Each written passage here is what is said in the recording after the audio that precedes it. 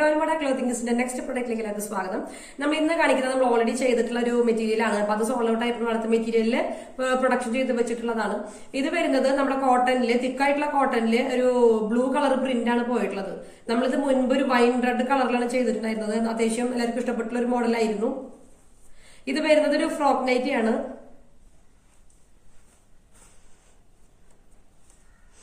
ഇത് വീനക്കിൽ വരുന്ന ഒരു ഫ്രോക്ക് നൈറ്റി ആണ്. ഇതിനൊരു പ്രത്യേകത എന്ന് പറയുന്നത് നമ്മൾ ടൈ വരുന്നത് ഇങ്ങനെയാണ് കേട്ടോ. ടൈ വരുന്നത് ഇങ്ങനെ സൈഡിൽ കെട്ടുന്ന രീതിയിലാണ്. അപ്പോൾ ബാക്ക് ടൈ ബാക്കിൽ കിട്ടുന്നതിന് അതേ പർപ്പസ് തന്നെ നമുക്ക് ഇതിലും കിട്ടും.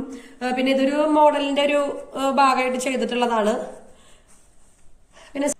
പിന്നെ സ്ലീവ് വരുന്നത് ബട്ടർഫ്ലൈ സ്ലീവ് ആണ്. പിന്നെ ഇതിന്റെ മോഡലിനെ പറ്റി പറയുകയാണെങ്കിൽ താഴത്ത് ഫ്രില്ല് വരുന്നുണ്ട്. ഇതൊരു കംപ്ലീറ്റ് ഒരു ഫ്രോക്കാണ്, ഒരു ഫീഡിങ് ഫ്രോക്കാണ്. താഴെ ഫ്രില്ലുണ്ട്, അതുപോലെ സ്ലീവിന്റെ അവിടെയും ഫ്രില്ല് വരുന്നുണ്ട്. പിന്നെ ബാക്ക് ടൈ ഇങ്ങനെ ക്രോസ് ആണ് പോയിട്ടുള്ളത്. ഇവിടെ നിന്നാണ് സ്റ്റാർട്ട് ചെയ്തിട്ടുള്ളത്. വളരെ നമുക്ക് കംഫർട്ടബിൾ ആയിട്ട് കെട്ടാനായിട്ട് പറ്റും. എങ്ങനെ എത്ര ടൈറ്റിൽ കെട്ടണോ അല്ലെങ്കിൽ ലൂസിൽ കെട്ടണോ എന്നൊക്കെ നമുക്ക് ഡിസൈഡ് ചെയ്യാനായിട്ട് പറ്റും. ഇതാണ് ഇതിന്റെ ഒരു മോഡൽ വരുന്നത്. ബട്ടർഫ്ലൈ സ്ലീവ്, അതുപോലെ തന്നെ താഴെ ഫ്രില്ലുള്ള ഒരു ഫ്രോക്ക് നൈറ്റിയാണ്. ഇത് ഫീഡിംഗ് പർപ്പസിനോ അല്ലാതെ നമുക്ക് ചെയ്യാനായിട്ട് പറ്റും. നമ്മളിപ്പോൾ ചെയ്തിട്ടുള്ളത് ഫീഡിങ്ങിന്റെ സിബ് വെച്ചിട്ടാണ്. ഈ സിബ് നമുക്ക് കാണാനായിട്ട് പറ്റില്ല. അപ്പോ ഫീഡിങ്ങിന്റെ ഓപ്ഷന് വേണ്ടിയിട്ടോ അല്ലാത്ത ആളുകൾക്ക് വേണ്ടിയിട്ടോ നല്ലൊരു ഓപ്ഷനാണ്. നല്ല കോട്ടൺ ആണ്, തിക്കായിട്ടുള്ള കോട്ടൺ ആണ്.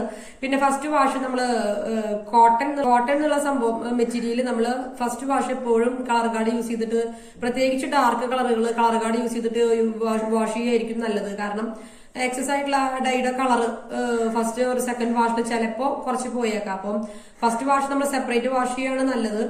പിന്നെ നമ്മൾ കളർ ഗാർഡ് യൂസ് ചെയ്യാനായിട്ട് ശ്രമിക്കുക. അല്ലെങ്കിൽ ഉപ്പ് വെള്ളത്തിൽ ഇട്ട് വെക്കുക. ഫസ്റ്റത്തെ വാഷ് ഉപ്പ് വെള്ളത്തിൽ കുറച്ച് നേരം ഇട്ട് വെച്ചിട്ട് വേണം കഴുകാനായിട്ട്. അതുപോലെ തന്നെ ബട്ടർഫ്ലൈ സ്ലീവിനെ പറ്റി പറയുകയാണെങ്കിൽ കുറച്ചൊരു മോഡേൺ ആയിട്ടുള്ള ഒരു സ്ലീവിന്റെ ഒരു അപ്പിയറൻസ് ആണ് നമുക്ക് കിട്ടുന്നത്. പിന്നെ കുറച്ചും കൂടി ഒരു സ്ലിം ആയിട്ടുള്ള സ്ലീവ് ഉള്ള ആളുകൾക്കാണെങ്കിൽ ബട്ടർഫ്ലൈ സ്ലീവ് കുറച്ചും കൂടി ഒരു ക്യൂട്ടായിട്ട് ഫീൽ ചെയ്തിട്ടുണ്ട്. സ്ലിം ആയിട്ടുള്ള സ്ലീവ് എന്നല്ല, സ്ലിം ആയിട്ടുള്ള ബോഡിയുള്ള ആളുകൾക്ക് ബട്ടർഫ്ലൈ സ്ലീവ് നല്ലൊരു ഭംഗി ഫീൽ ചെയ്യുന്നതായിട്ട് കണ്ടിട്ടുണ്ട്.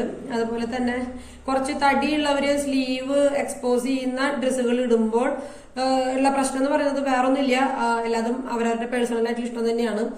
പക്ഷെ കുറച്ചും കൂടി ഒന്നൊരു തടി കൂടുതൽ നമുക്ക് കാണുമ്പോൾ ഫീൽ ചെയ്യാറുണ്ട്. അപ്പോൾ നമുക്ക് എങ്ങനെ വേണമെങ്കിലും ചൂസ് ചെയ്യാം.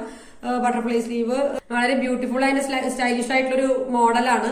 നമുക്ക് വളരെ കംഫർട്ടബിൾ ആയിട്ട് വെയർ ചെയ്യാനായിട്ട് പറ്റും. ഡ്രസ്സ് ഇട്ടു എന്നുള്ള യാതൊരു ഡിസ്കംഫർട്ടോ അല്ലെങ്കിൽ ഡിസ്റ്റർബൻസ് നമുക്ക് ഫീൽ ചെയ്യില്ല. അപ്പൊ ഇതാണ് ഇതിന്റെ ഒരു മോഡൽ വരുന്നത് കേട്ടോ. ബ്ലാക്കില് ബ്ലൂ കളർ ഡിസൈൻസ് ആണ് പോയിട്ടുള്ളത്.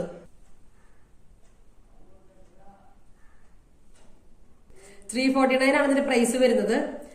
അപ്പൊ നമ്മൾ വീഡിയോ ഇടുന്ന ടൈം എന്ന് പറയുന്നത് ചിലർ ചോദിച്ചിട്ടുണ്ടായിരുന്നു. ഇതെല്ലാം നമ്മൾ രാവിലെ ഉച്ചയ്ക്കൊന്നും വീഡിയോസ് ഇടുന്നില്ല കേട്ടോ. കാരണം വർക്കിംഗ് ആയിട്ടുള്ള ആളുകൾക്ക് വീഡിയോ സമാധാനമായിട്ട് കാണാൻ വേണ്ടിയിട്ടാണ് നമ്മൾ അങ്ങനെ ചെയ്യുന്നത്. ഒരു രാത്രി ഒരു 8 മണി, ഒരു 8 PM 9 അല്ലെങ്കിൽ 7:30 അതിന്റെ ഇടയിലായിരിക്കും നമ്മൾ രാത്രി വീഡിയോസ് ഇടുന്നത്.